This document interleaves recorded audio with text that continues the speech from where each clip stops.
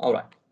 Now, in order to bring up the topology, so in order to put up some devices over here into our freshly created lab, which is with the name of, at my side, it's with the name of ILO 2019 SD-WAN Lab. I can just open that particular lab up, and over here, we need to build up a topology. So you can build up the topology by simply right clicking on that. Okay, on any empty space, you can just right click and you can add a node here, because we need to put up 4 nodes now. We need to put up vManage.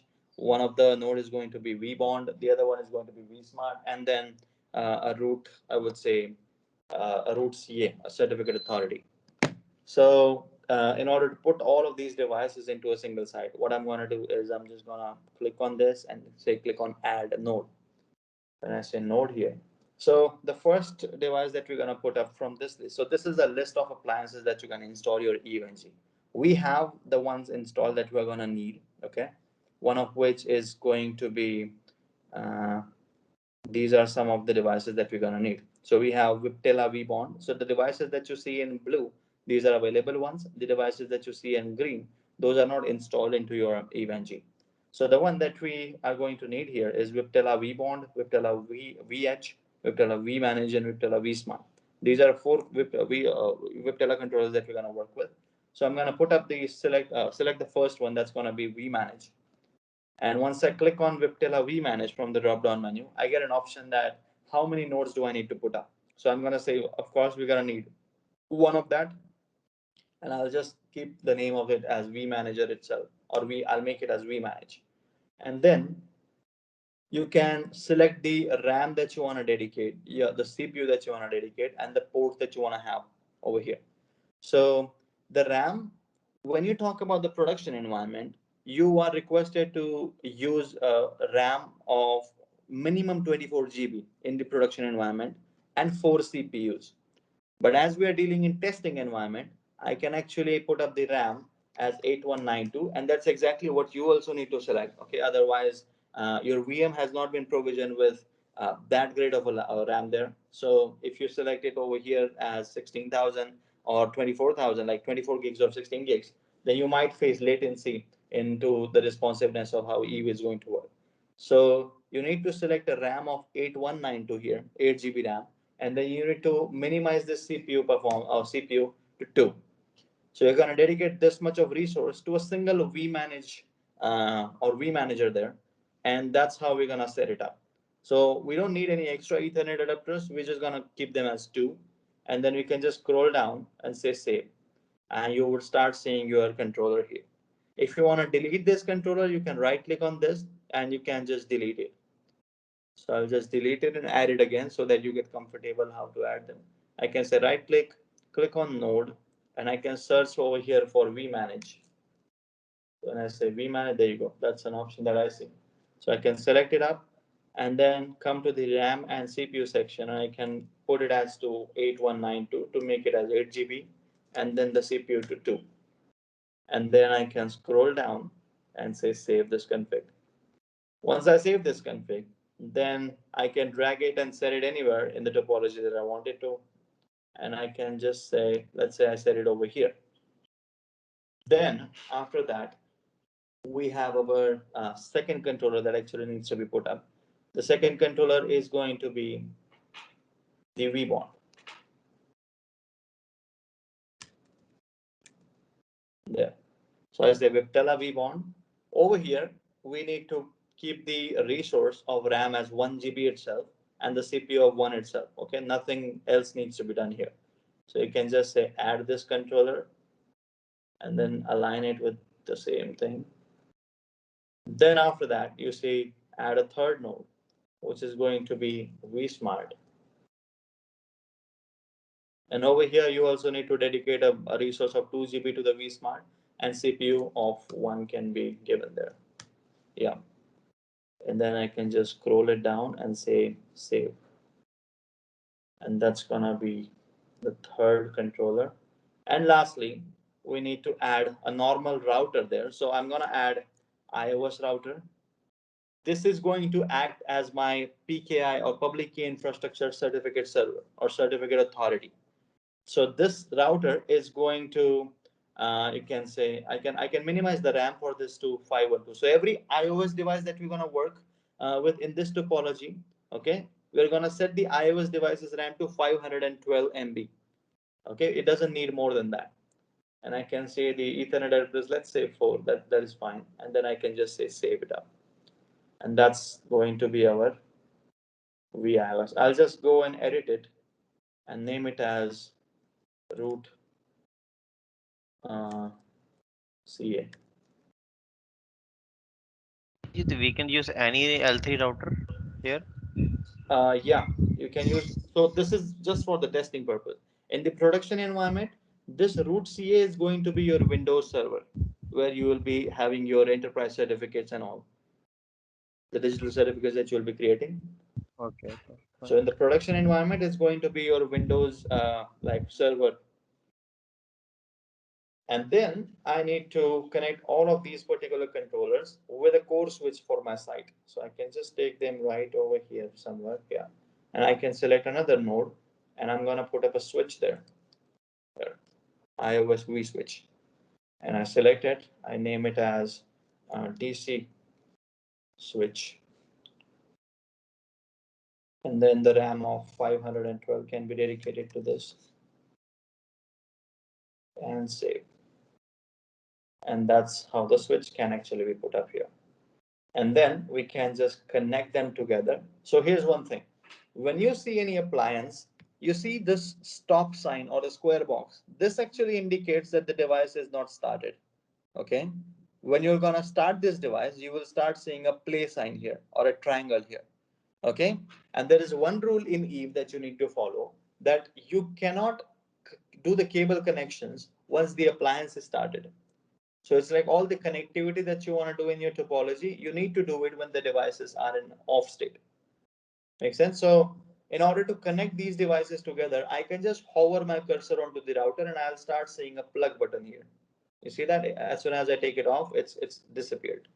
If I go back on there, it's appeared. So when you see this plug sign here, you can just click on this plug and drag it to the other device that you want to create a connection with. And when you reach out over here, you can just leave your click, and then it will prompt you by saying add a connection between vManager and DC switch. I'll do it again. If I just I'm this state, I can just hover my cursor to the device, select the cable, and drag it across to the other device and leave it, and it's going to prompt you towards what connectivity that you want to build up with. So you can then select what's the interfaces of the vManager that you want to connect it with, and what's the interface of the DC switch that you want to connect it with. So according to our topology, we are going to connect Ethernet 0 of vManager with gig 1/0. So we'll be using last 4 ports over here. And I say gig 1/0 there, and then I'm going to save it. And you can see here that on the left side, the vManager is using Ethernet 0 and the DC switch is using gig 1/0. If you want to still now, as the devices are connected, if you want to delete this cable, you can just hover your cursor to any of the interface tag and you can just say right click and delete, and the cable will be gone. And then if you want to again do it, you can just do the same process again.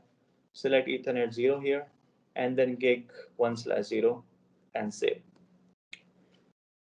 Just like that, we're gonna do the cabling with other controllers as well. Now from vBond, I'm gonna drag it to the same switch and I'm gonna connect it with GE 0/0 here and then 1/1. I'm gonna say save. Then the vSmart is going to be connected with Ethernet 0, yeah, and then gig 0 slash, sorry, gig 1/2. And then I can say now here in these three controllers, if you notice, there is a difference here, that only vBond interface or only vBond controller has an interface of GE 0/0.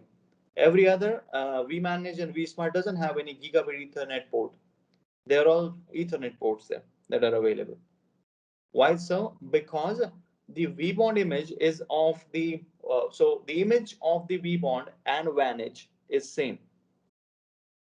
Okay, so there is no difference between the vManage image. If you look at the options there, when I go to edit, here you can see that we are using vBond 19.2.0. When we are going to place our vManage, this image of vBond and vManage is exactly going to be the same. So that's why it has the ports of GE0 slash 0, which are available onto the vManage devices as well. And this can be your physical device as well as virtual appliance as well. Okay, and the vManager and vSmart, both of these are going to be virtual machines. They cannot be physical boxes. So these two appliances can be virtual, and then vBond can be virtual as well and physical as well. And then after that, I basically say, Yeah, Abhijit. mm-hmm. On the vBond, if we choose the other interface, Ethernet, then it will cause some issue. No, no, no, no, no issues. But we're gonna create a tunnel interface there and bind it with an encapsulation. So that's why we select GE0/0. Then I'm going to connect root CA with the DC switch with any interface, let's say GI0/0 on this end and 1/3 on the other. And that's how we basically bring up our site number 100. I can graphically make it enriching by right clicking and just putting up a square bracket or something like that, just a custom shape. And I say I need to have a square there. I'll have a dotted line, and then I'll kind of give it a color code of, let's say, this. Say okay and save. Then I can put up a box around here like this. Then I can name it as text, and I would say site number 100.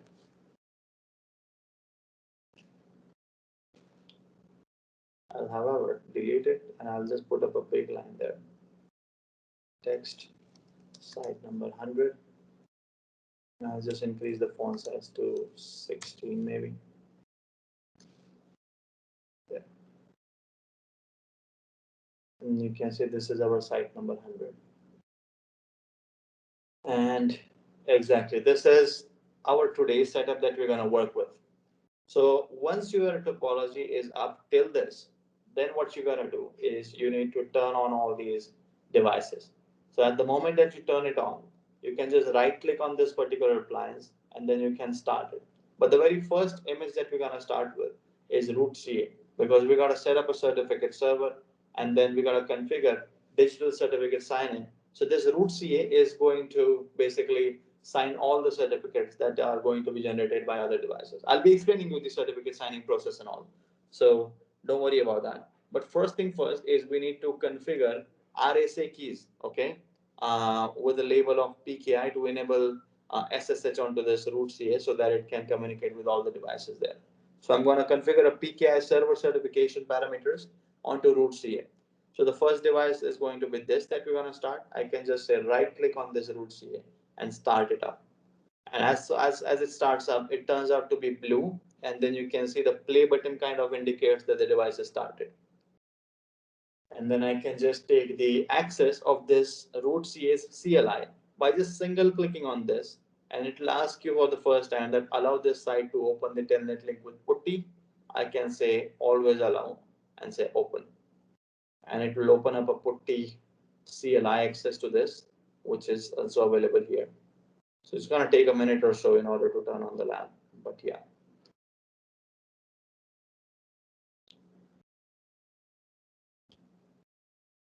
Kind of take this topology a bit up so that I can see the console in a better way.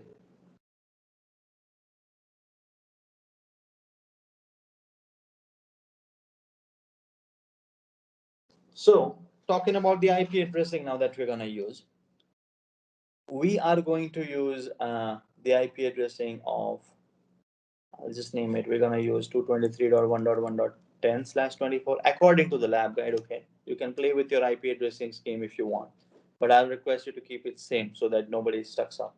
So we're going to use 223.1.1.10 for the vManager.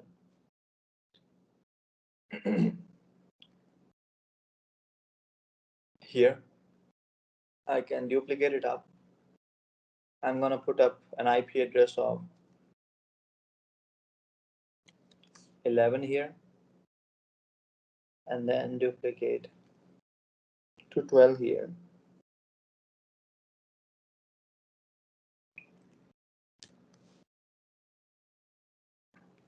I can again duplicate it to 13 here. These are the addressing schemes that I'm gonna use in order to you can say provide IP addressing. Just a minute.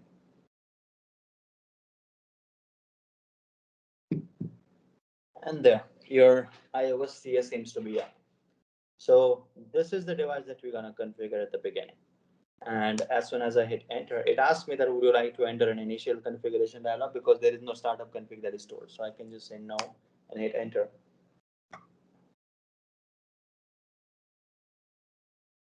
And once I say enter, now in the lab guide, you will see the root CA setup, you can say configuration that you need to do. And we are going to put up all these command lines in order to bring up our root certificate authority. So in order to do that, I'll be taking the access of this. The first thing that I'm gonna do is go to enable mode. It will take another 5 or 10 seconds to generate the logs and all. Yeah, there you go. We're good.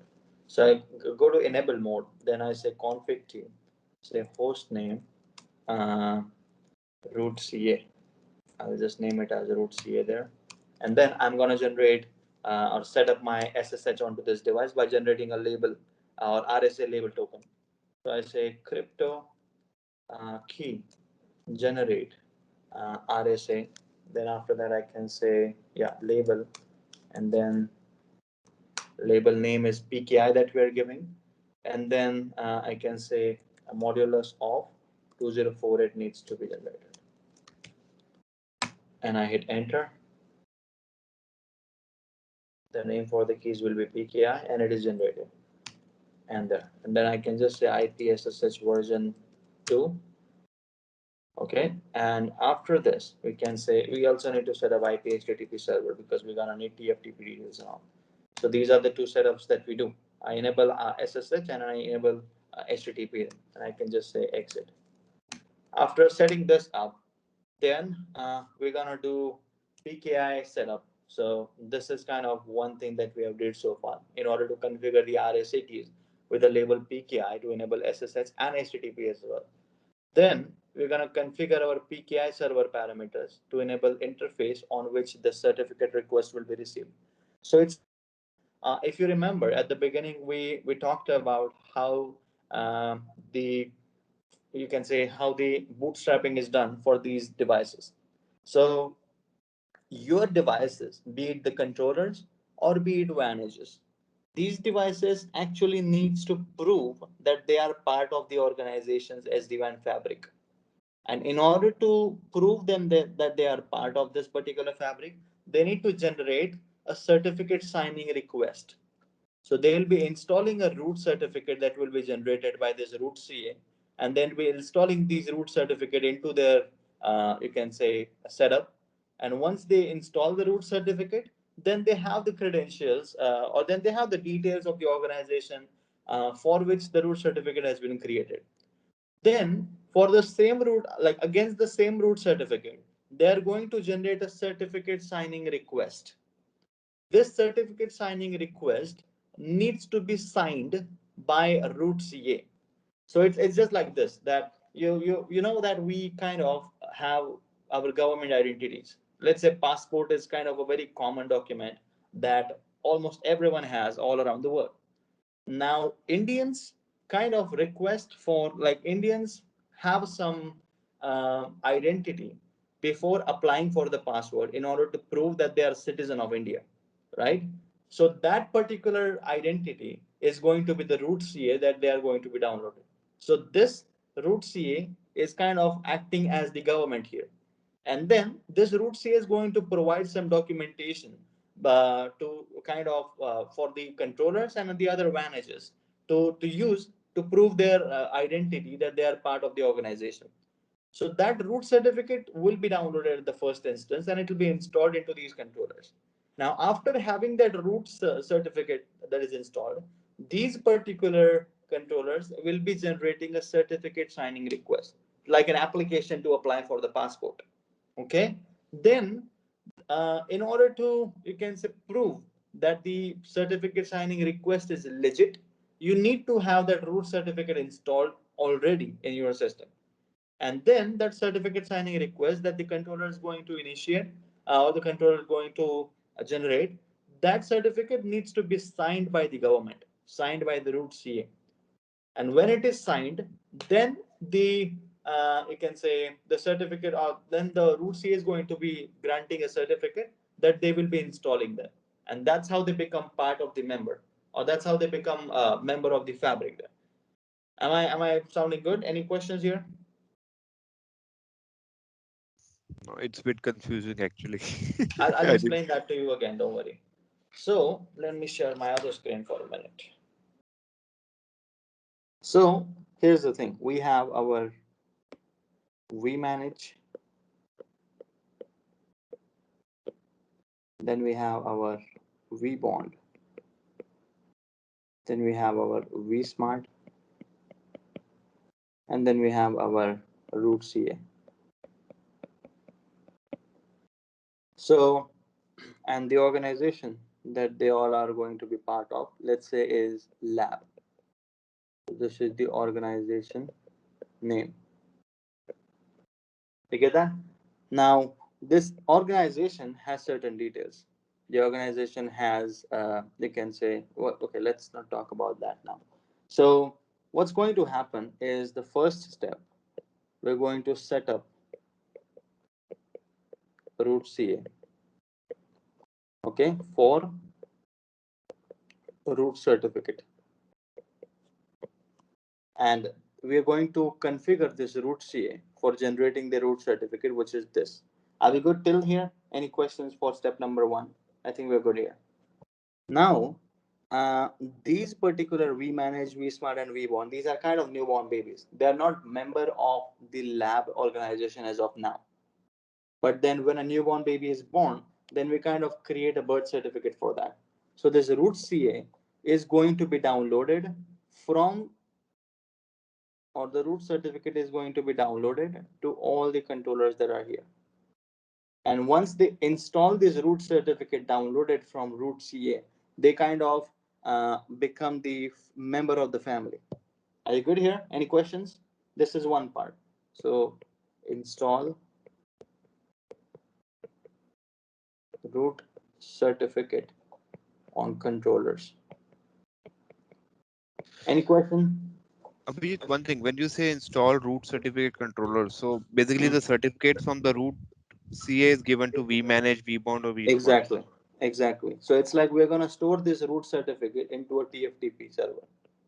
That is also going to be part of this root CA. Okay. So we're gonna go on vManage, download that root certificate by reaching out to that root CA via TFTP. Okay. Okay, And okay. then we'll be installing it on vManage, vBond, and vSmart. Make sense? Mm-hmm. So one question actually. Mm-hmm. So in real scenario, how it works? Like we have to download that certificate. Exactly. So it's like this particular root CA is going to be your Windows server. Okay. Hmm. And you're going to set up the same root certificate on your Windows server there. And then your Windows server will kind of generate a file, a certificate file, like .cer file. And that .cer file needs to be downloaded onto vManage, vBond, and vSmart. Make sense? So this certificate has to be downloaded on the server, right? So where do we Yeah. get this certificate? Are we going to get from the Cisco or? No, no, no. You're going to get this certificate from Windows server. So when you set up your Windows server, this is going to be like the Microsoft guys are going to take care of this. Got it. Okay. Okay. So yeah, So they'll right. be like setting up a Windows server and configuring root CA so that it generates that certificate for you. It's local generation, not any global generation also. Oh, okay. Cool. And that certificate actually needs to be like added to vManage, vBond, and vSmart by either using FTP or by using TFTP or so. Okay. Sure. Once you download this, then your vManage, vBond, and vSmart kind of becomes part of the lab. But then after that, the third process is basically generate certificate signing request. So now it's like vManage, vBond, and vSmart needs to apply for kind of that passport so that they can globally be recognized onto other sites as well. Okay, this is like site number 3, site number 4, and site number 5. That's going to be there. So in order to prove their identity to other sites, they need their own certificate as well. Make sense? So they're gonna generate a certificate signing request, which will contain their information, that what's the part of the organization, what's the address, okay, what's the you can say PIN number, and what's the nature of the business, and all these other things. So this certificate signing request is then generated, and it is given to the root CA. And because root CA is an authority, root CA is kind of a government, root CA is required to sign that certificate. Make sense? And then a signed certificate will again be provided back to vManage, and that will be installed again there. So it's two different things. One is you install the root certificate, and the other one is you install the local certificate to that particular device. Are we good here? Still a bit confusing, it must be, but yeah. Abhijit, is it related to like a public certificate and the private certificate? Uh, yeah, can be said. So we are definitely using PKI here, public key infrastructure, in order to set up this particular certificate, right? So the thing is going to be that when vManage is going to manage all these particular other manages, and so this vManage needs to have a certificate that vManage, vBond, and vSmart. So vManage will only be able to identify the vantage that is situated over here, the vantage that is situated over here, and the vantage that is situated over here. When all these vanages and these controllers produce their certificates and provide it to vManage. So vManage is going to identify them as a legit part of the organization when a signed certificate is produced or provided to the vManage. You get that? Please repeat again, Abhijit, the vManage part. So here's something that's there. If you remember at the beginning, we discussed about there is a vManage. Okay, and this vManage can be vBond as well, and can be vSmart as well. Okay, or can be vManage itself as well. This vManage is like this vManage can be part of the organization only and only first is going to get communication with vBond. Okay, so it's like this is your PNP in the production environment, and that's your ZTP, plug and play and zero touch provisioning. So as you turn on your vManage, your plug and play or your vManage kind of reaches out to the PNP or ZTP depending on whether it's Viptela vManage or whether it's Cisco's vManage, right? Then the PNP and ZTP server are going to provide it address of where is vBond situated. vBond is situated on 223.1.1.11. You get that? Then once it gets the IP address of vManage, then the vManage reaches out to the vBond. Make sense? And then now vManage needs to authorize itself, like vManage need to prove that it is part of the organization by providing the certificate that you're installing. Make sense? Okay, got it. So, Now, mhm. so one S has the different certificate and the V1 has a different certificate, right? So one well, S has to provide the certificates to the V1 so that they well, understand here's each the other. thing. Here's the thing. Now you see the certificate that vManage is providing to vBond. This certificate is also firstly signed by the root CA. Mhm. You understand that? Okay. Yeah. Then once this like signed certificate is provided to vBond, then vBond identifies that this vManage is part of the fabric because it is signed by the trusted CA, because vBond also trusts the same root CA there. And any certificate that is signed by this CA that belongs to this organization is going to be trusted by the other control components of the SD-WAN fabric. If this certificate is not signed by the CA, then this certificate will be invalid. Okay. Okay. Cool.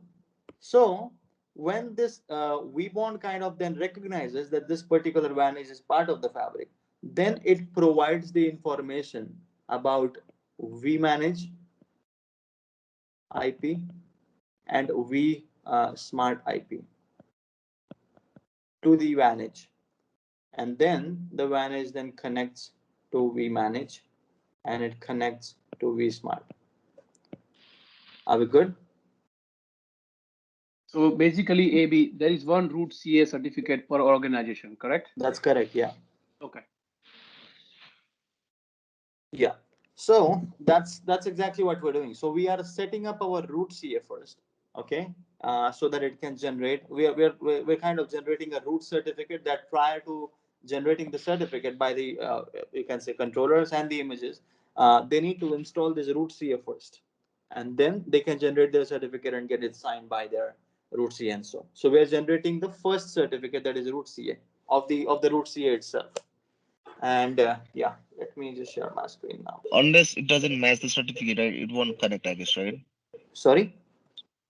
Unless it doesn't match the certificate, it won't connect, I guess, That's to exactly Viva. correct. Yeah, yeah, yeah. All right. Let me connect my iPad with charger.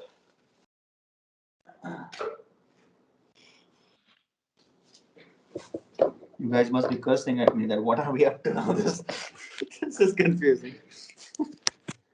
Okay. No, the thing was, certificate was not generated by the, we people like in working. So That's I fine. don't, I don't. I understand that. I'm just like joking around. So as you can see now here is we have root CA and we're going to configure this root CA to generate a root certificate. So we provide all the organization parameters here and then we say according to that this is going to be initiating a certificate over here. Now, so the commands that we actually use here in order to generate a certificate is we're going to set up the certificate server by saying crypto. Wait, You need to enable. crypto PKI. Uh, PKI stands for public key infrastructure, and then we're gonna set up a server there by saying so enable iOS certificate server. So it's a crypto PKI server, and then we name that particular server something. I'm also using PKI itself. Capital PKI is the name of our server. Then we reach out. There you go, crypto PKI server PKI, and then after that, we say so we specify that how this particular server needs to be accessed. So we say database URL. URL, the certificate server database information will be written to. So we say database URL. I want to write that certificate into my flash drive. So I say flash. Okay. Then after this, we say database level complete. It's going to maintain the database automatically. Then after that, I'm going to specify who is the issuer, who is issuing this particular certificate, what's the organization name and all. So I say issuer name is over here. I can just say CN is equal to customer name is equal to root ca.lab.local. I'll just use this name as the customer name. And then after that, I'm going to encrypt this particular certificate by encryption methodology. I'll hash it with SHA-256. And I'm also going to specify database archive PKCS 10, sorry, PKCS 12, and then I'm gonna set a password for this particular certificate as Cisco at the rate or Cisco 123, let's say. So I'm gonna create a database.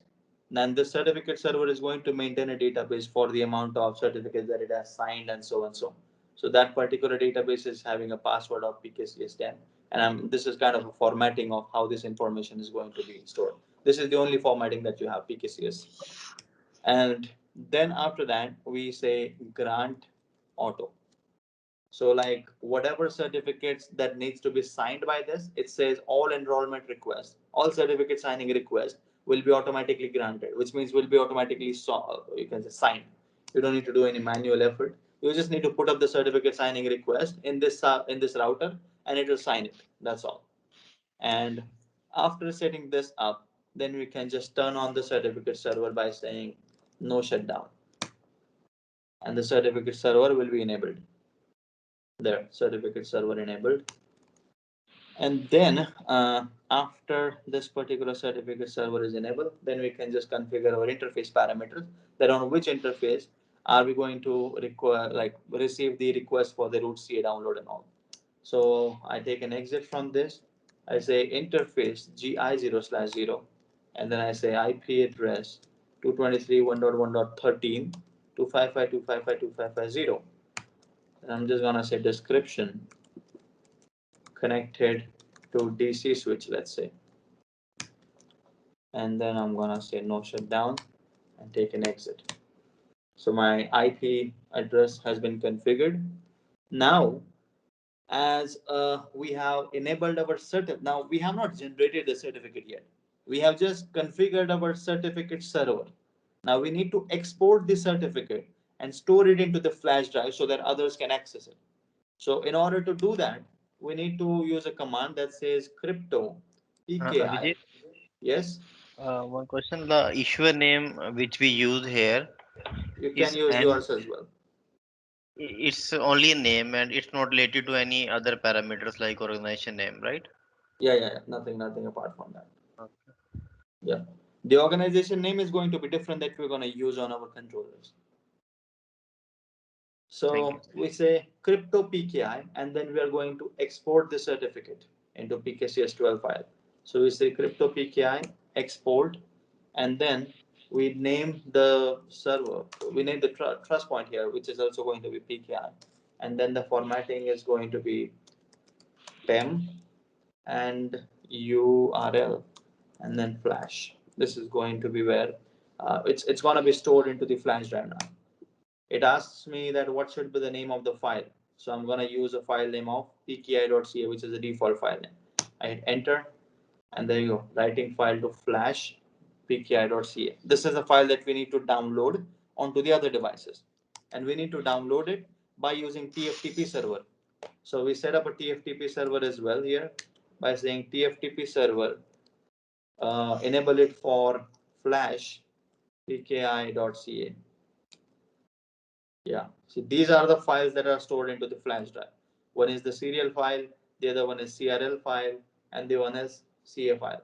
So we need to download this .ca file, and I'm gonna say that enable this particular access, and then the file can be downloaded from TFTP server now, and then I can just yeah, we're good. So this is something that you need to do. And once you do this, then your certificate kind of is set up, and you can basically move on towards setting on the other parameters there. So that was something that we had to do. I'll just say exit and write. I'll save the config.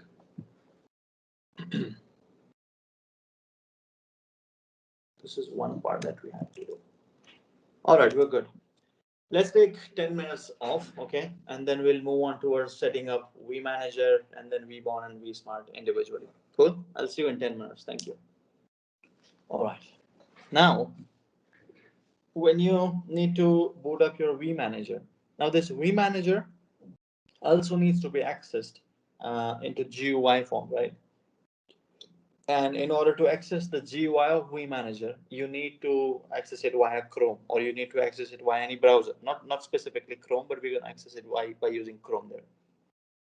So in order to do that, you need to have uh, the ability to be able to ping your vManager from the local machine. So it's like from this Windows 7 machine, we should be able to ping to the vManager that is inside of our EVNG. Okay, which is kind of a virtual appliance, not even a physical appliance that we can ping that. So in order to do that, we will be putting up a cloud appliance over here. So it's like you can right click and then you can add a network here. And then when you click on network, then you need to mention the type of this particular network from bridge to cloud 1. You need to set it to cloud 1 and then say save. So this cloud 1 interface at the backend in our data center environment, okay, it has been mapped in a way that you would be able to ping from this Windows machine to the vManager. So you need to set up this cloud 1. This is nothing but a virtual NIC of the VMware, which is mapped at the backend. So you save it here, and then you connect your cloud appliance to the vManager there by using a second interface. That's like Ethernet one that you're going to use onto vManager, and then you save it. There is no specific interface at this side. You can connect as many devices as you want with this cloud machine. Okay, and then I'll just kind of enlarge this box here. There, that's how the scenario is going to be. So this particular machine or this particular network allows you to get connected with the vManager via G1. I can delete it and I can show that to you again. What you need to do is you can just right click. You cannot right click on the red box or any box there. You just need to right click somewhere else and then say network. From the drop down menu, select cloud 1 and say save.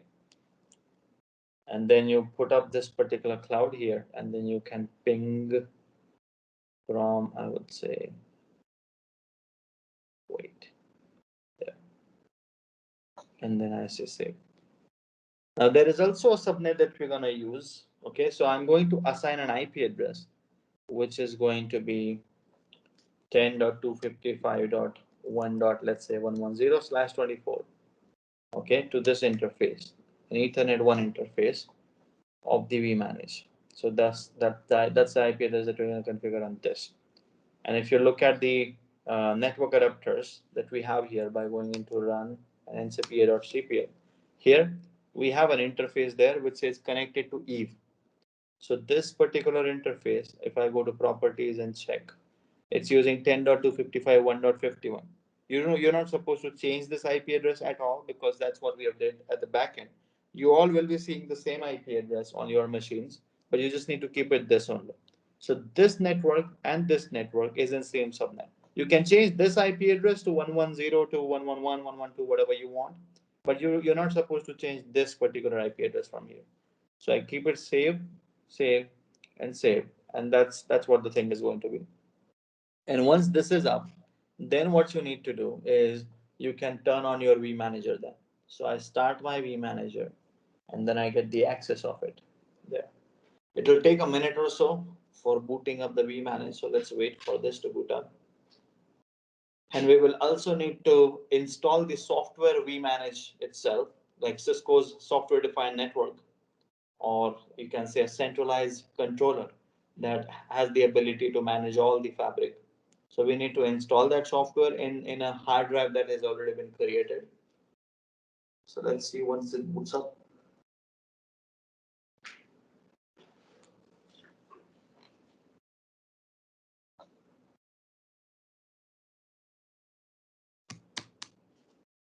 It gives you the login prompt that vManage login. I can try login by using, but it says system initializing. Please wait to login. So it will prompt you by saying system is ready, and then you can use the default credentials to log in. So let's wait for it to say, there you go. So it says now that system is ready.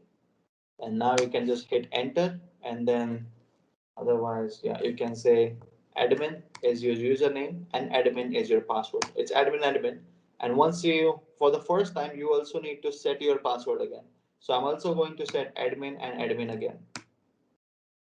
And there. And now I can, so these are two drives that we have here. One is of 30 GB and the other one is of 3 GB. So I can just select this 30 GB by like, because it has a name of VDB.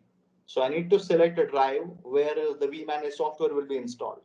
So in the production environment, you can keep it of 100 GB or 200 GB because the traffic and the data is going to be much bigger than what we're going to have in our testing lab. So I'm just going to say 1 and hit enter. And it says, would like to format this drive? I'll say yes and do.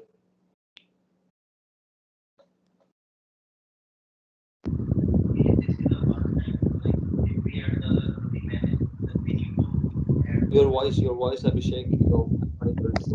It's audible now. Yeah, now it's audible. Yeah, I'm saying like it is for the one time, or if we add the other It's controller or we manage, then no, we it's need for to do one same time thing. only. If like Oh, whatever number of vManages that you have, for every vManage you need to have a hard drive there. So it's okay. like So whenever you are going to upload this virtual machine into your server, right? You mhm. provision it with the space of the hard drive, either 100 or 200 gigs Okay, so it means in the production, if we have two we manage, then we have to save the 200 GB, right? for each one of them. Yeah. Okay, okay, fine. Let's again wait for it to say system is ready, and then we log in.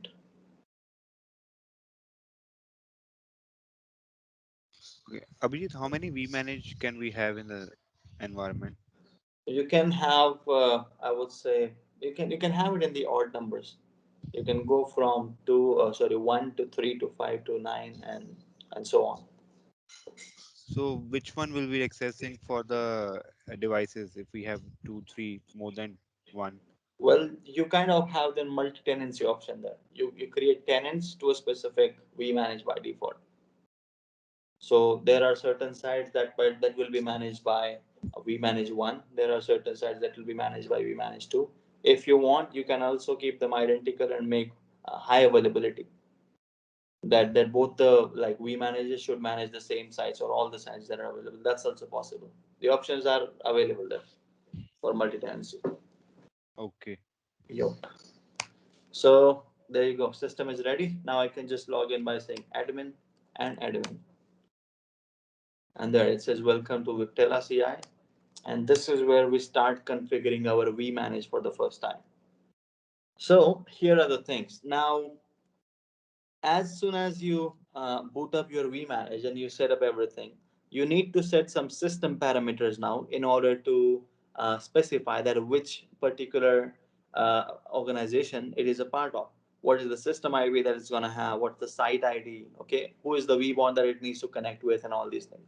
Because this particular scenario is in lab scenario, it's not going to have any vBond IP address received from either PNP or ZTP server. So we'll be configuring manual vBond IP addresses here.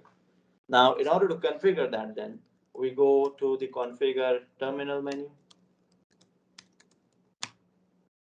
Oh, sorry, config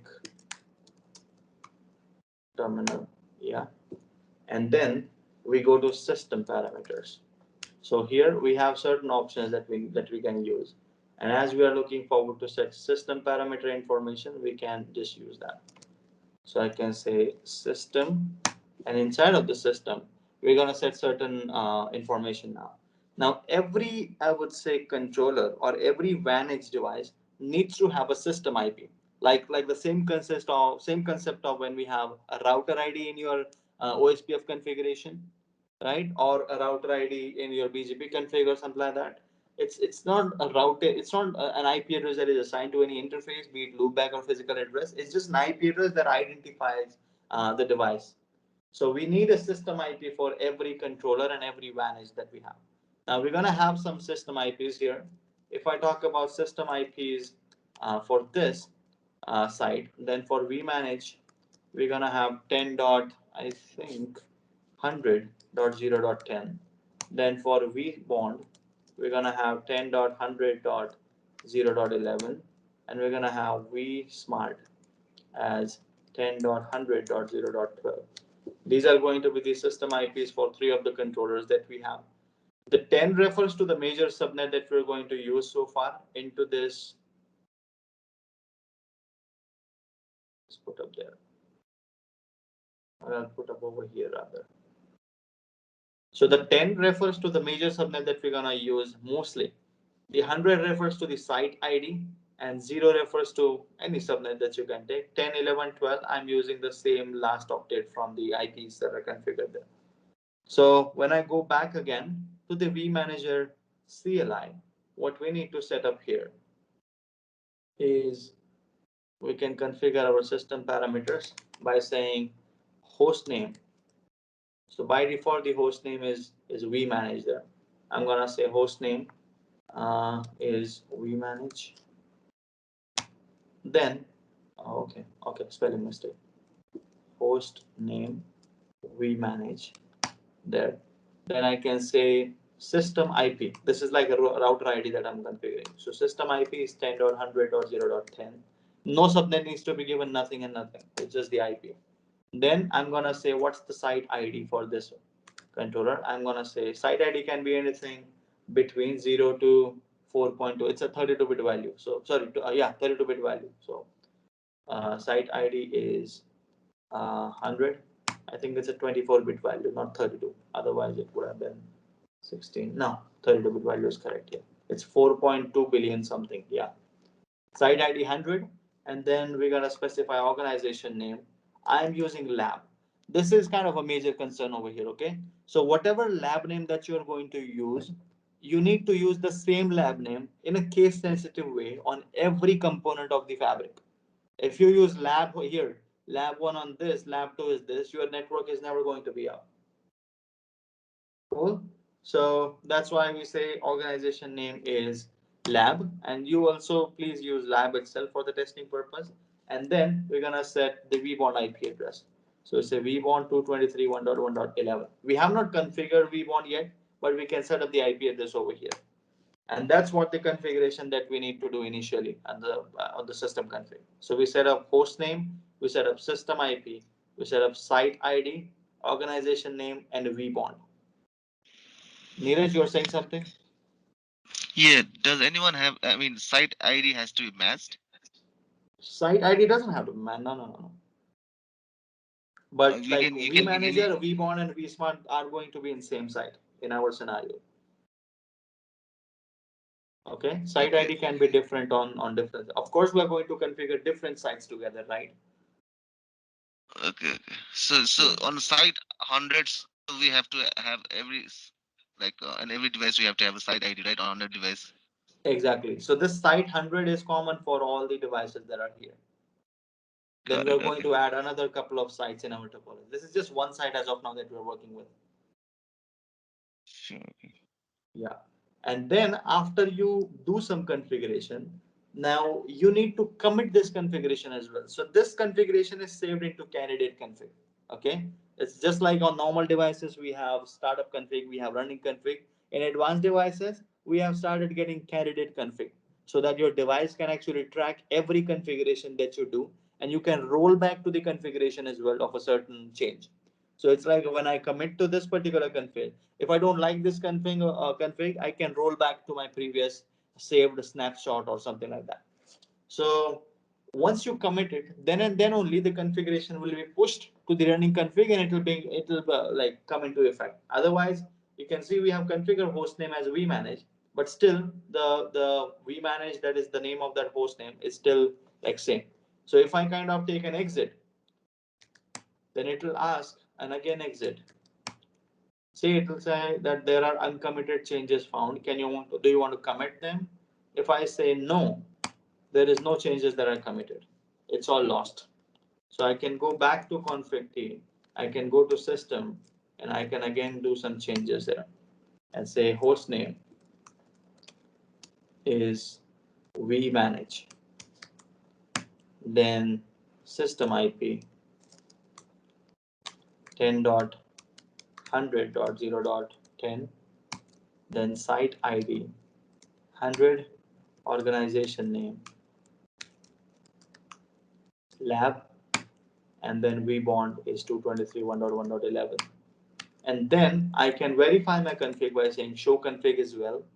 When I say show config, it gives me that this is the configuration that is going to be committed.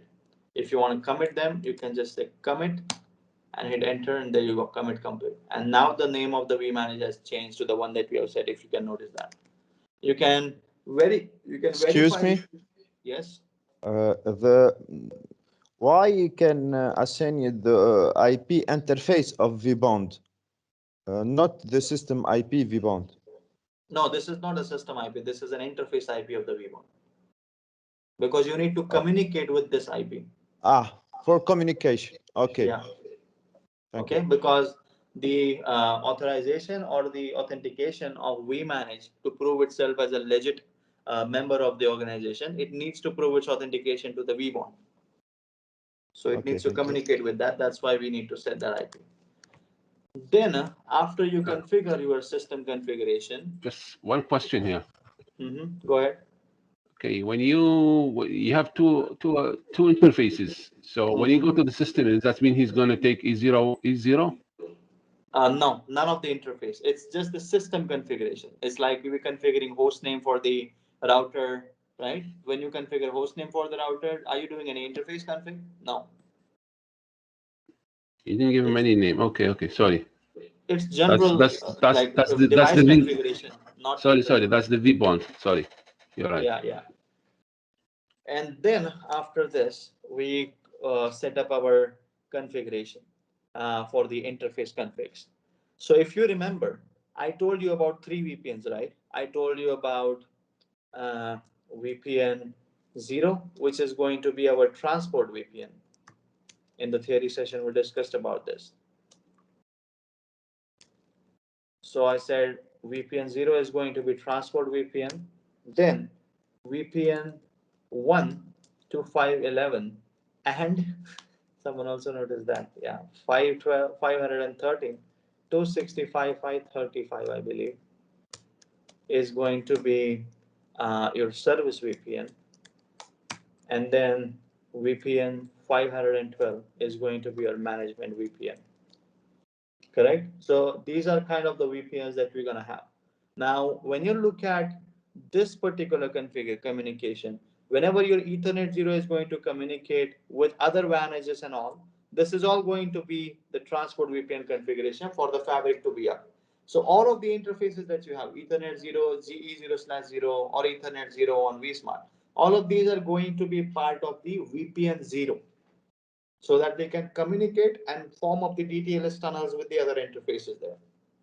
Okay, so that's why I'll be configuring this VPN 0 configuration onto vManage. And as we are going to do the management aspect from from our local machine to the vManage by using this interface, we are going to make Ethernet 1 as member of VPN number 512.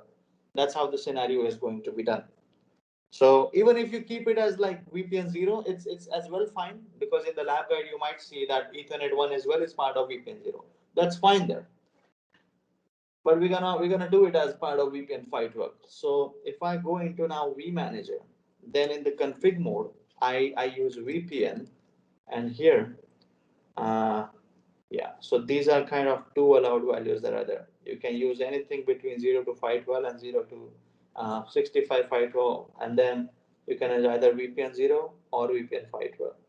So when I say VPN 0, and then I need to make any interface as member of the VPN 0. So I'm gonna say Ethernet interface Ethernet 0, which is this interface. I'm gonna go into this interface, and then I'm gonna say IP address 223.1.1.10/24. We don't need to specify the mask. You can just use the CIDR and you should be good. So IP address 223.1.1.10/24. Then I say no shutdown.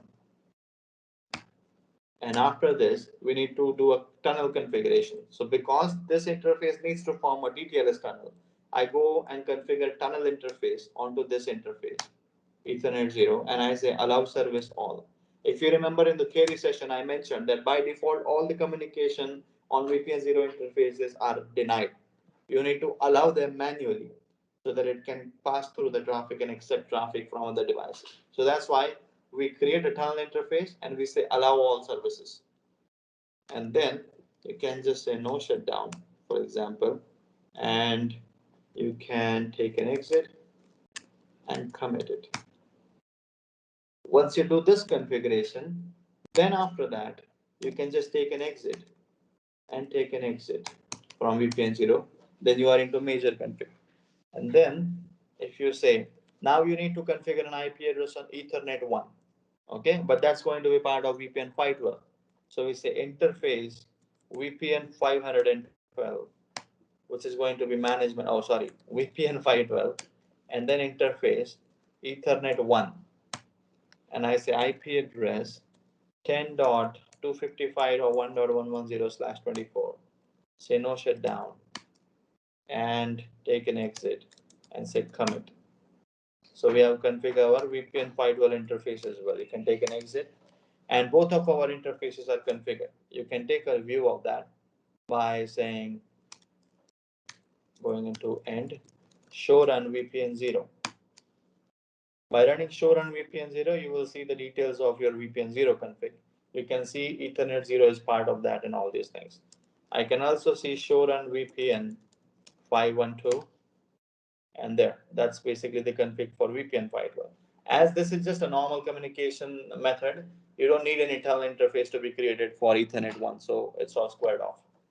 And then after that, we also need to add, so this particular network is going to receive traffic from other sites, right? It isn't, excuse me, Mhm. it isn't Yes. any service to allowed in Ethernet 1. No, that's just normal interface. It's not a tunnel interface. Okay, Yeah. The services only needs to be allowed if the interface is being configured as part of the tunnel.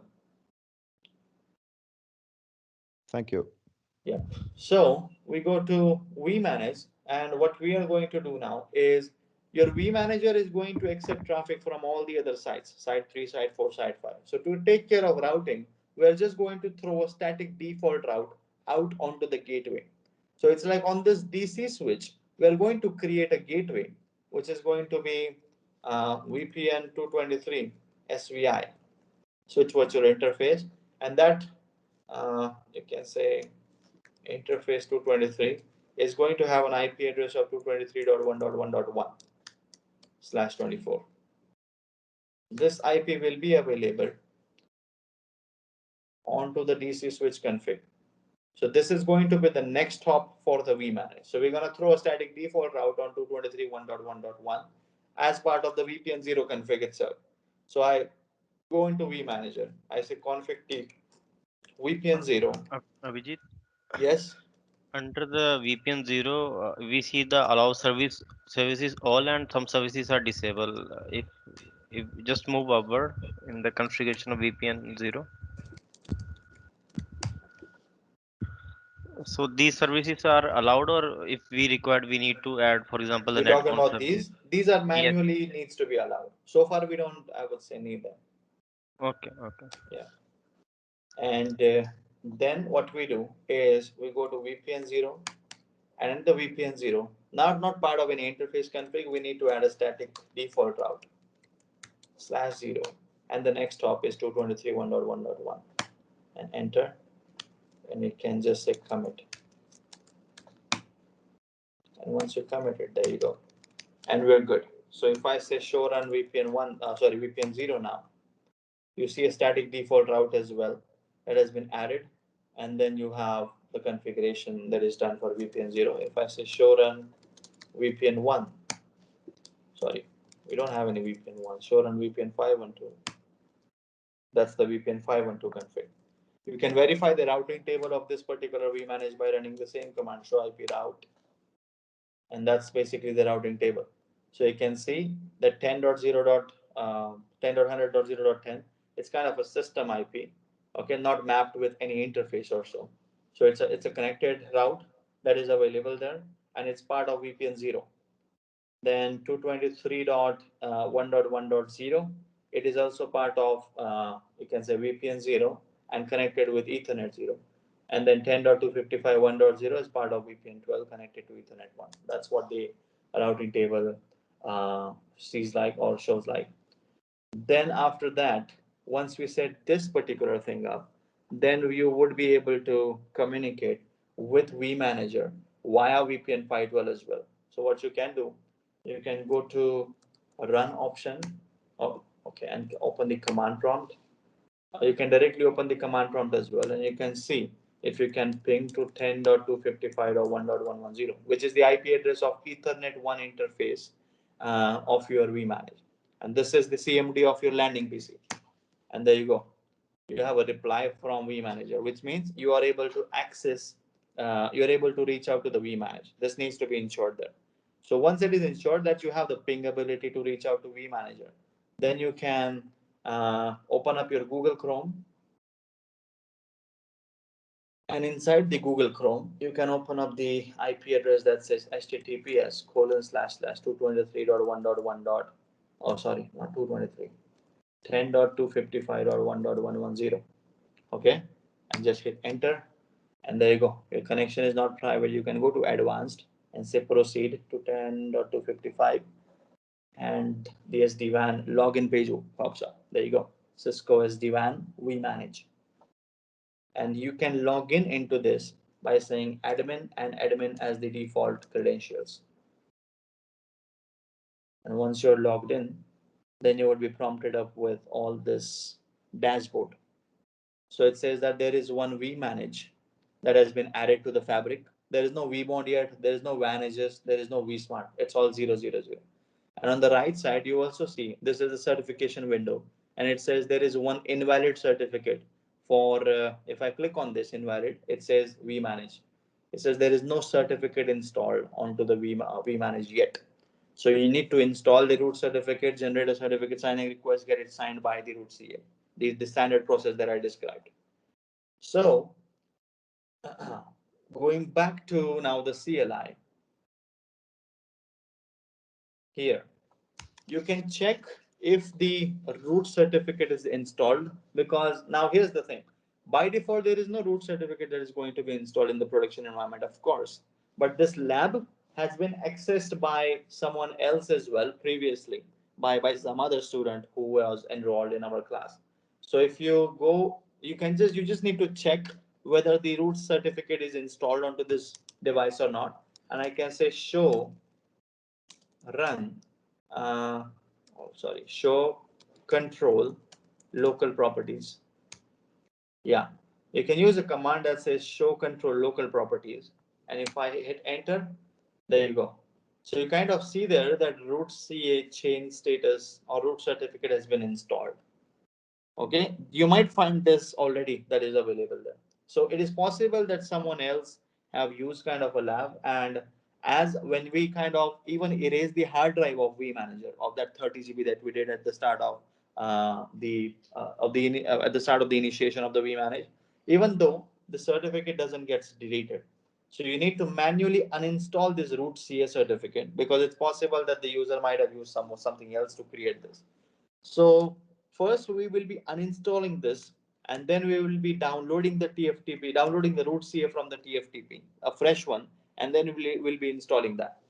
So and this is nothing that you need to follow in production, it's just that to the lab limitation. So what I do, I say request a root cert chain uninstall, and then I say, yeah, that's the only command that I need to use. So I can say request root certificate chain uninstall. I hit enter, and there you go. So successfully uninstall the root certificate chain. And if I now say show control local properties, you can see that the certificate has been uninstalled there.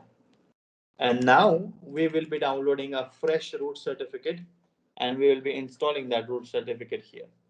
So I say request download, and then I'm going to download the certificate by using tftp the IP address of the root CA 223.1.1.13 slash pki.ca. Okay, so I just need to first check whether I'm able to ping to the root CA or not. So you can say ping 223.1.1.13. That's the, okay, we are not able to ping that. Why so? I think because the switch is not up yet, right? The switch is down. So all the communication between the controllers and even to the other sites are going to be done from the controllers to the switch. And we need to start the switch. So I'll just say right click and start.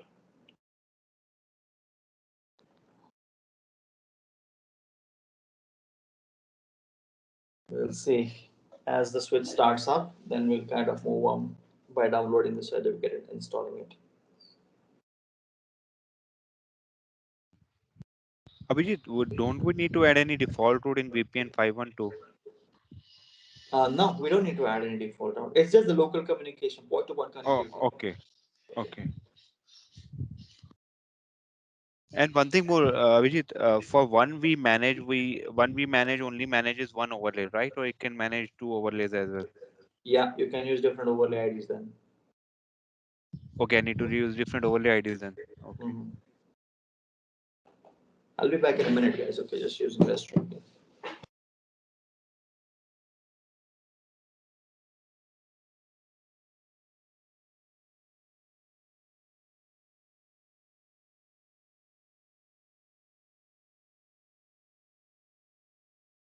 All right.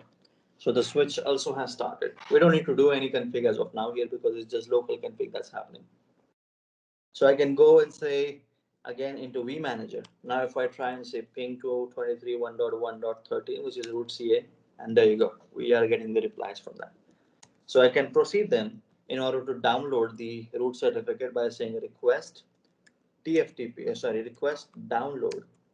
Yeah, TFTP // 223.1.1.13/PKI.ca. This is a certificate that we need to download from the TFTP. Yeah, so I hit enter and we are done. If you get any TFTP like request timeout error, that's the other combination that you're gonna get, which means you have connectivity issue or something else. You can try that. But if you're not getting anything as a reply there, which means that you have successfully downloaded the certificate and now you need to install that certificate. So in order to install that, we say request a root certificate chain. Instead of uninstalling, now we're going to say install, and then we need to provide a path of where this certificate is going to be downloaded. So by default, it will be downloaded to a directory of home and admin. Like home is the directory, admin is the user that we are logged in this vManage with, and then I can give a question mark, and then there's the file that you have, which is called pki.ca. So I can say pki.ca and I can hit enter, and it says there you go, successfully installed the root certificate chain. And now if you again check now, show control local properties, you're gonna see that the root certificate chain is installed. Now this is just the root certificate installation. This is not the local certificate installation that we need to do. You see, it says certificate status is still not installed. So in order to install this certificate, what you need to do, and then also we need to generate a serial number. But for this as well, you need to have the certificate installed. So as soon as you install the certificate, your vManage generates, or every controller generates a serial number that is added to the database to the vBond, and then vBond kind of tracks that these are the devices that are part of the fabric there, and that's the same information that is updated to vManage GUI as well, so that it can sense that these are the number of devices that are available. So what we are going to do now, as I said, that after this, we need to create a certificate signing request here so that we can, you can say, sign that certificate from root CA, and then we can install that. But we are going to do that with the help of a GUI. So after we install this root CA, we can go to we can go to this particular GUI, and there are first certain things that we need to set up. So we go and say, in order to make you familiar with this, these are all the options that you have. If I just enlarge this by clicking on this options menu, there you have dashboard, you have monitor, you have configuration, you have tools, maintenance, administration, and vAnalytics. These are the components of your vManage software. If I go into dashboard, I can get dashboard of main dashboard, VPN dashboard, and security. Then I can get monitor information to monitor the geography, to monitor the network, to monitor the alarms, to events, audit logs, HCL logs, and all. If I go to configuration, I can configure my devices, certificates, network design, templates, policies, security, and cloud on ramps. Then after that, I can do the tools. I have the tools to directly get the SSH terminal of any device, redistribute, discover the network, operational commands, and so on. I also have maintenance to software upgrade, device reboot, security, and software repository and all. And I also have administration options to do disaster recovery, integration management, cluster management, and all these things. So when you have these things, then what we're going to do first is we need to put up certain details. We need to make sure that the vManage is part of the organization. And you do that for the first time when you set up the thing. This is just a one-time setup. So you need to go to settings. And inside the settings, you need to specify your organization name here. So you might have a doubt that we already have configured organization name and vBond address and all as the part of the system configuration there. Why are we required to specify it over here as well again? Well, this is because whenever the vManager is going to deploy configuration, then it's going to automatically pick up the organization name and vBond IP address because it's globally going to be common for all the devices that is going to be managed by the vManage. So that's why we need to set this particular details so that when you deploy configuration on other devices by using vManage, vManage takes the organization name and the vBond information from this. Whatever you put up over here, this is the configuration that is going to be deployed onto other devices, not locally to the vManage. So when we configure system config, that's for local vManage. And when we configure organization name and vBond information into GUI, it's for other devices that are going to be part of vManage. So I go and say, edit this organization name, and I use the same name, of course, lab and lab, and I say save. Once I save this lab and lab as the details, then I go and modify my vBond information, and I say the IP address is 223. Okay, why am I not able to type something? Close. I clicked on view, that's why. I say edit 223.1.1.13. That's gonna be the vBond IP address. Oh wait, it is 11, right? I typed it wrong. As it builds the DTLS tunnel with that, the default port number for DTLS is 12346. No changes to that. Then I can just say save. And I have saved my vBond IP address as well. And then after that, we need to install the root certificate into the vManage as well, so that the vManage centrally can identify that is this particular, like whatever manages that are going to be connected with this vManage, do the managers have the same root certificate installed or not? If they do not have same root certificate installed, then vManage will not identify them as part of the organization. So what we do here is we go to controller certificate authorization and we say edit. And inside this, there are certain options that you can use Cisco's root CA, you can use Symantec automated root CA, you can use manual, or you can use enterprise. So as we have our own root certificate authority set up, I'm just gonna say enterprise root CA, and then yeah, it says that this setting changes certificate authority, which is used for authentication. Do you want to continue? Yes. And this is where we can upload a certificate file that will be downloaded from your Windows server. So it's like we are using our router in order to generate the certificate. But in the production environment, you will be having Windows server, right? That will be generating a certificate. So whatever certificate that you're going to download out of that Windows server, you can upload that same file over here. Otherwise, you can directly put up your certificate key over here. That's what we're going to do with this, because we cannot really export the certificate as a file from our router. So I go to root CA and you can say open the certificate into terminal itself instead of like downloading it. So I'm going to say enable conft crypto PKI server, and I can, oh no, yeah, server PKI, oh wait, crypto PKI export, yeah, export PKI, and then PK, wait a minute, let me check what the command is. Yeah, PEM, uh,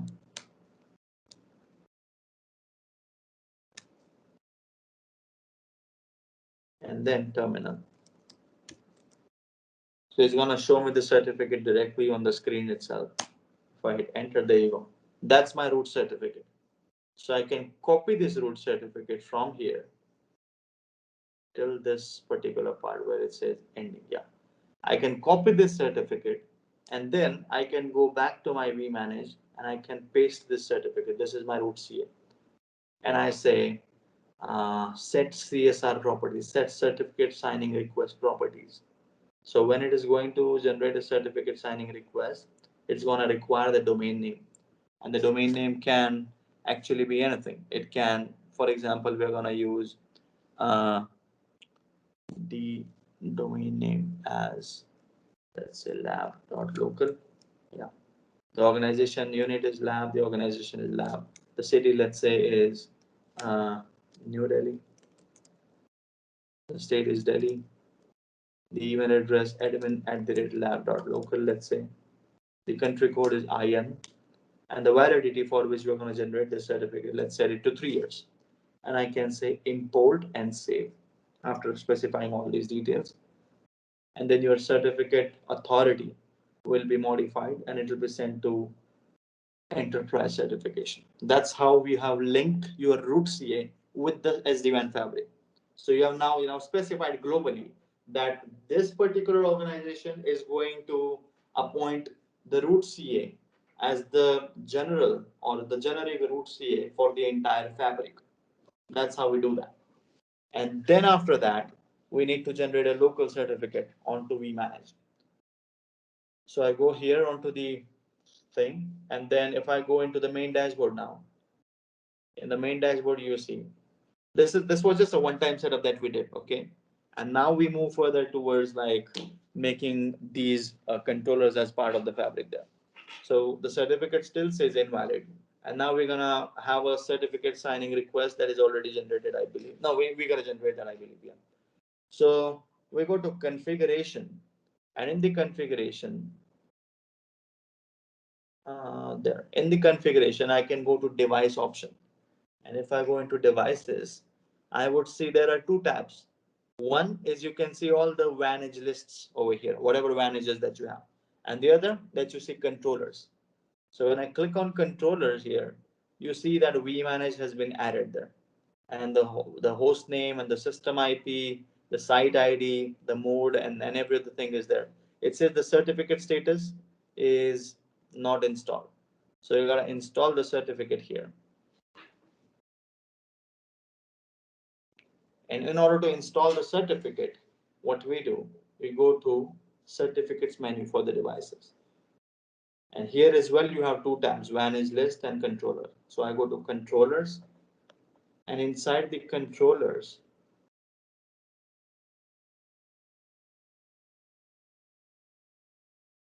there, it says, now this is the process that we need to follow. We need to add a device. We already have added the device, which is vManage.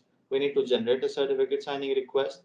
We need to get that particular certificate signed and upload the signed certificate over here. And then the vBond and all will be updated automatically. So how we do that? This is our vManage there. It says no certificate installed into the certificates tab. So I click on the options menu. And in the options menu, I see generate certificate signing request. So I click on this generate certificate signing request. This is the certificate signing request that has been generated. I am going to copy it and get it signed by the root CA. So I said copy this certificate and I go to root CA, and this is the console. Yeah, over here I go to the root CA and I say into the enable mode, crypto PKI server PKI request PKCS10 terminal. This is a command where you can put up your certificate signing request, and then the root CA is going to sign it and give you a granted certificate, which is signed there. So I hit here, and then it says enter your certificate signing request. So I right click and I paste the certificate that I have copied from the vManage. I'll just verify that the certificate ends up with JLI equal to sign. Yeah, JLI equal to sign, which is correct. So I go to root CA. This is the certificate that I have. This is the certificate signing request that I have posted. I just need to hit enter, and then it should give me a granted certificate. There you go. This is the granted certificate that has been generated by the root CA, which is signed now. So I need to copy this signed certificate, right? I can just select it and Putty automatically copies the stuff. But yeah, I can then copy this signed certificate, go back, close this certificate signing request window, and keep vManage highlighted. When you have multiple devices, you need to click on them and that becomes yellow. It means that you have currently selected that. Okay? And the non-selected devices are going to be in white. So I selected CSR generated, or I selected vManage, and then on the right upper corner, I see install the certificate. I click on this, and then I paste the signed certificate, which is basically assigned by root CA. You can also upload the certificate directly if you are using Windows Server, but then I can say install. And this signed certificate now has been initiated for the installation. So a task is initiated, it says in progress. These are all the steps that it's going to do. Once it is done, then your vManage setup is completed. And then you need to repeat it for every other device that you have as the basic SD-WAN deployment method. There you go. You see success matches there, which means that vManage has been successfully installed and the certificate signing request has been completed. So now if I go to the dashboard and main dashboard, you won't see that. There you go. The invalid now has been revised to 0 and the vManage has been updated and then it has been installed successfully. If I go into the configuration and devices menu, you would see by going into controllers, you would see that the certificate now is installed. And I can see the same thing into certificates as well, into controllers. And yeah, certificate serial number now has been generated. You see? So if I go into the CLI of the vManager and use the command that says earlier, you see, when we had this there, certificate status was not installed, certificate validity and everything was null. And if you scroll a bit down, you also didn't have any serial number. It said no certificate installed. But now if you use the same command, show control local properties, there you go. Certificate status is now installed. Certificate validity is valid. And then it is going to be valid for 2022 and so. And then the DNS name and every other thing is there. And it has generated the serial number as well automatically. It's going to generate in the series of 2, 3, 4, 5, 6, 7 for every device that you're going to add sequentially. So that's how you add your vManage. I would say vManage addition is the most kind of a difficult one in order to be done. Others are pretty easy there. But yeah, now what we're going to do is we're going to move on by adding the other controllers that are there, which is going to be vBond and vSmart. In order to do that, we also need to do some basic setups there. So I go to my topology, I switch on my vBond, and I switch on my vSmart.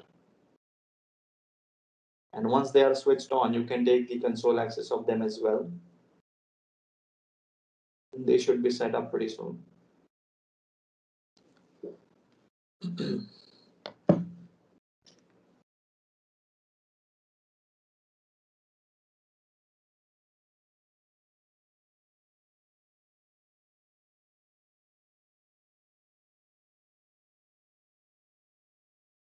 There, it says system is ready. And now I can say admin and admin. I also need to set up a password again by saying admin and admin for the first time only. And once you have this, then you can just, you see, this vBond is also vManage because the image is quite same there as the vManage. We got to convert it into vBond by configuring it so. So I go and say config t.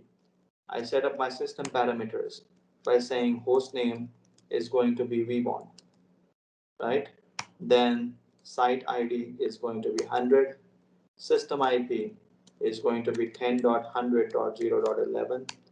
Organization name is going to be lab, and vBond IP is itself is 223.1.1.11. Now, as this particular device itself is vBond, we also need to add something by saying local, because this device locally is the vBond. So I say vBond 223.1.1.11 local, and this will only be done on vBond itself. And then I can just say commit this config. And once the commit is config, then I can take an exit and do my VPN 0 configuration. So now if I say end and say show control system, show run system, this is the system parameter that we have configured here, which is good. If I say show control local properties, there you go. The root certificate chain is still installed here. So after you do this particular configuration, we just need to configure IP address and the things. And then we also need to install the root chain certificate. And then we'll be adding the controller into the vManage GUI.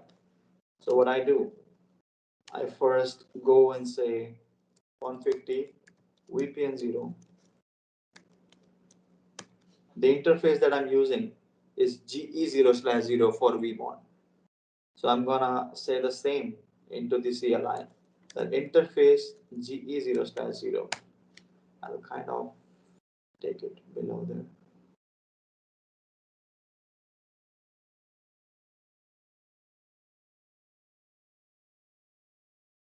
Yeah. Interface GE0/0, IP address 223.1.1.11/24.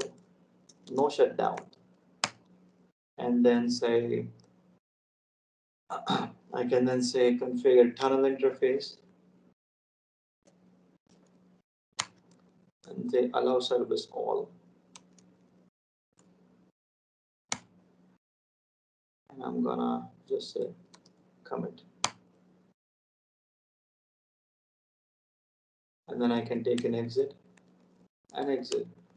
I also need to add up in VPN 0 a static default route going outwards towards 223.1.1.1, just like we did for the other day, the vManage. And then I need to commit that as well. Well, I think there is something else as well that I need to do for this. Oh yeah, because this particular device, vBond, is the image of vManage, we need to specify an encapsulation type of how the tunnel is going to be formed as well. So it's not going to be a normal, I would say, DTLS tunnel with the controllers. So I just go into the interface GE 0/0 and interface GE 0/0 and into tunnel interface. I specify encapsulation of, we can set either GRE or IPsec. So I'm going to say IPsec and commit. That's something that you just need to do for vBond and vManages and end.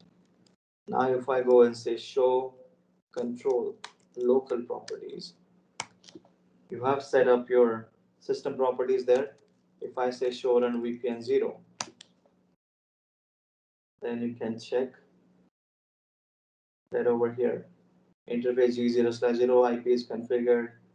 The tunnel interface with encapsulation IPsec, allow service all is configured. We're good. And then after that, we also have a static default route going outwards. So if I say ping 223.1.1.13 to the root CA, we are able to ping to that as well. So we are kind of squared up, I would say. Now what I need to do, I just need to say request uninstall root cert chain uninstall. We're gonna uninstall that. After uninstalling, we're gonna download it. Request download tftp://223.1.1.13/pki.ca. And then I'm gonna say request root cert chain install home admin pki.ca. And once the root certificate chain is installed, we're good then. And if I say show control local properties, we have root certificate chain installed. We're good. Now I can go directly to my vManage, and then over here I can say go to devices, and inside the devices you need to add your vBond. So as the vBond is kind of a controller there, we say go to controllers menu over here in the controllers, and I say add a controller. So I want to add a vBond now. So I say add a vBond, and then I specify the IP address of the vBond, which is 223.1.1.11, right? And then I say username to that is admin, password to that is admin, and I say generate the certificate sign-in. So you can rather generate it by going into option and here, just like we did for vManage. Otherwise, just generate it over here while you add it. So I said generate it,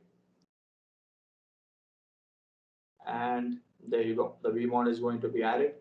And now if I click on this, Then I need to go into the certificates.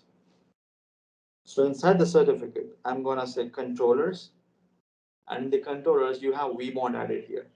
And you can see the certificate, the CSR has been generated, certificate signing request already, but there is no certificate installed. So we need to copy the certificate signing request like we did for vManage and get it signed from the root CA. So I say view certificate, oh sorry, view CSR, and then copy the certificate signing request and go to the root CA. And here we're gonna say enable request, oh sorry, not request, crypto PKI, server PKI request PKCS10 terminal.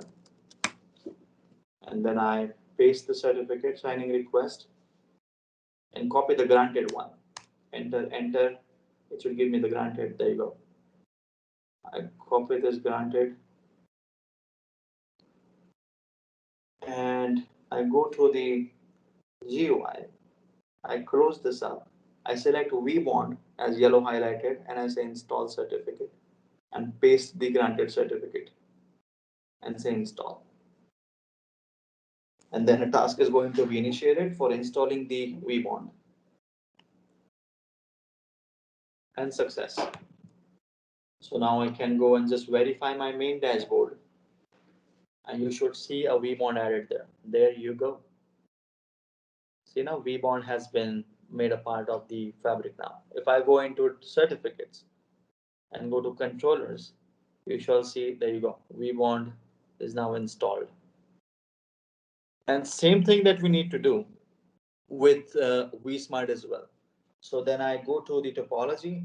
We're going to configure our vSmart now. So if I go here, vSmart, admin, and admin, and I say admin and admin for the first time again, and configure system parameters by saying conf system. Host name is going to be vSmart. Site ID is going to be 100. System IP is going to be 10.100.0.12. Organization name is lab. And then vBond IP is going to be 223.1.1.11. And I said commit. Then I take an exit, go to VPN 0, and I configure interface. What interface do we have now? We have Ethernet 0. So I say Ethernet 0 IP address 223.1.1.12/24. No shutdown. And after we do no shutdown, then we kind of need to configure the tunnel interface. So I say tunnel interface, allow service, all, and take an exit, IP route 00/0 223.1.1.1, and I generally commit it. So once the commit is done, you can say show run VPN 0. You have everything configured there. Good. Now we need to repeat the same thing. Uninstall the root certificate chain by saying request root cert chain uninstall, and then download the fresh copy by saying request download tftp://223.1.1.13/pki.ca, and I say request root cert chain install home admin pki.ca, and it is going to install that. There we go. We're squared off for the CLI config that we need to do for the vSmart, and I can go to the vManage now, and I can say go to devices section and controller section and say add controller vSmart. And once I add it, I need to specify the IP address 223.1.1.12 for vSmart, admin, say DTLS tunnel, that's all. And I say add. Once this is added, then we need to generate a CSR, like we need to view the CSR and get it signed and install the certificate. Same thing that we did for vBond. So I go to certificates, controllers, select vSmart, go to options and say view CSR. I copy the certificate signing request,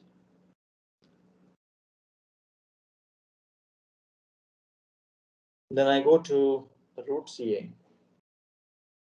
and here I say request. Oh, sorry. Why do I use request? Crypto PKI server PKI PK. Sorry, request PKCS10 terminal. There, I put up my certificate signing request and get a signed certificate granted. Enter, enter, and there you go, granted certificate. Copy this,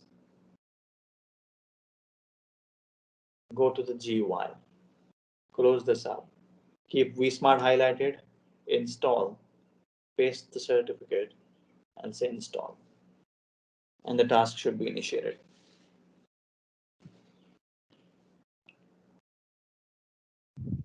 Abhijit, just one query came to my mind. In production environment, suppose the certificate gets invalid after 1 year, right? Over here, it's showing a validity of 1 year.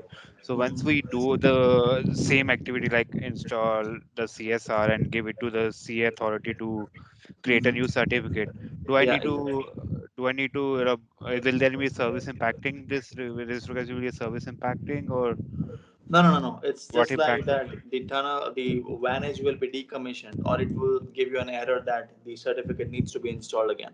So you generate a new certificate signing request, get it signed again, and like you'll extend the validity of another year. Yeah. That's Okay, kind of so a maintenance work yearly that he'll be doing.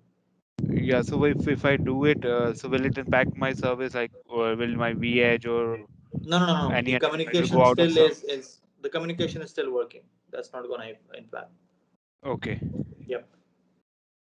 So I go and say main dashboard. And over here, you should start seeing your vSmart as well added as the part of the fabric. So now if I go and say devices and controllers, there you go. Install for all of these. And that's exactly what you need to do in order to set up your site number 100. There's one thing we have been doing the CLI configuration onto vManage, vSmart, and vBond, right? You don't need to save any configuration manually by using commands like write and all. The time that you say commit, you are doing nothing but saving your configuration. So it's like the next time that you're gonna, because like every day that you are done accessing the lab and when your time is done, then the lab is going to be turned off. And then next day, you're going to turn on the lab. So it's just the CLI configurations. If you're doing CLI configs for the iOS devices, you need to save the config by using write. But you don't need to save any configuration for vManage, vBond, and vSmart. It's just the commit that's saving your configuration. So next time, even if I like write down right now, turn off the vManage and turn it on again, I'm gonna find all the configurations there. Very good. So this is kind of a lab that you need to do in today's lab access. Okay. And then you should just sync up your networks. So I'll be here. Okay. Take access of your lab, create this particular lab, follow the lab guide because in the lab guide kind of has every step. So it gives you this root CA setup first. Then you can bring up your vManage, set up select the hard drive, and then move on with the system configurations and then the VPN configurations and all the other things. It's just that for Ethernet 1 on vManage, here in the lab guide we are using VPN 0, which is still fine. If you want, you can continue using VPN 0. Otherwise, you can use VPN 512 for management purpose. So you just need to say VPN 512 and then select interface Ethernet 1 and configure the IP. That's only going to be the difference. And then you can follow it step by step. Everything is there. How you need to copy and paste and what commands actually need to be done. Everything is there into the lab guide. So go ahead, try this particular lab out. See if that works for you. If you face any difficulty, just let me know. I'm here and I'll be able to troubleshoot your issue. Cool. Thanks.